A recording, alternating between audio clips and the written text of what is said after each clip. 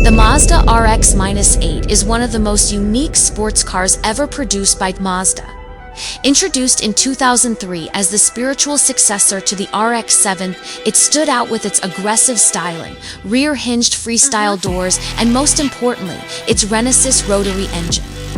This special power plant delivered smooth, higher-revving performance and a driving experience. Unlike almost anything else on the road, unlike many sports cars of its era, the RX-8 offered seating for 4 passengers without sacrificing performance. Its near-perfect weight distribution, rear-wheel drive layout, and balanced chassis provided precise handling and exceptional cornering ability.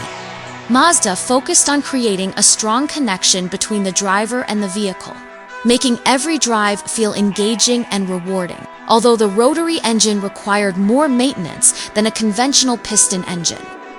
That did not stop the RX-8 from building a loyal fan base around the world. Its distinctive exhaust note, ability to rev beyond 9,000 RPM, and timeless design have made it a true enthusiast favorite. Today, the RX-8 remains one of Mazda's most iconic and memorable performance cars.